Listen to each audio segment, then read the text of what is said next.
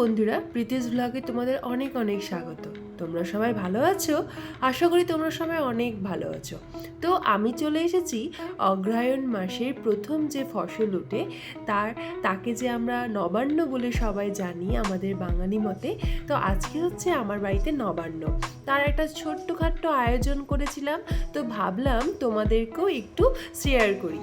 এই যে দেখতেই পেলে আমার দিদি কাকিমারা সব শাক বাছতে বসেছিল। তারপর আমার এখানটায় সব যখন হয়ে গেল তখন এবার হচ্ছে সবজি সব জোগাড় করছিল। এখানে আমার দিদি তো ফোড়ন দেখে ভয় পেয়ে গিয়েছিল। নবান্নর ফার্স্টেই হয় মূলা ভাজা। আমাদের তো মূলা ভাজা হয়। আর তোমাদের কাদের ফার্স্টে কী রান্না হয় অবশ্যই কিন্তু আমাকে কমেন্ট বক্সে জানাতে ভুলবে না। আর এখানটায় আমি পায়েস রান্নার জন্য দুধ গরম করে নিচ্ছি। যেহেতু ওটা ঠাকুরকে ভোগ দেওয়া হবে তাই ওটা আলাদাভাবে রান্না করা হচ্ছে। আমাদের সব সবজি কাটতে কাটতে সন্ধে গড়িয়ে গিয়েছিল, তাই খাওয়া দাওয়াটাও লেট করে হলো। এখানে আমার মা সমস্ত রকম রান্না করে ফার্স্টে কাকবোলকে মানে কাককে বাড়াতে হয়। তো এখানটায় ফার্স্টে কাকবোলের জন্য বাড়িয়ে নিচ্ছে নবান্নর খাবার। তোমরাও কাকবোলকে দাও কি না সেটাও আমাকে বলবে। আর তোমাদের ভাষায় কাকবোল বলে না কি বলে সেটাও কিন্তু জানাতে ভুলবে না। এখানে আমি একটু শঙ্খ বাজিয়ে নিচ্ছি আর আমার মা পুজোও করে নিল। এরপরে তোমার এই খাবারটাকে কাকবোলের জন্য দেওয়া হবে, যেন এই খাবারটা কাক এসে খায়। নবান্নের ফার্স্ট খাবার কাককে উদ্দেশ্য করে দেওয়া হয়। তারপর আবার কি, এখানে আমার বড় মামা আমার মামারা টোটোতে করে এসেছিল, তাই টোটো মামা বড় মামি এটা হচ্ছে আমার বড় বোন। আর এখানে আমি আমার ছোট বোন পুচকু বোনকে খাইয়ে দিচ্ছি। ঘুম পেয়ে গেছিল তাই খেতে চাইছিল না।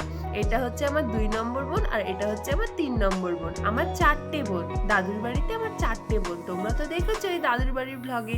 আর পাশে ওটা হচ্ছে আমার মেজো মামি।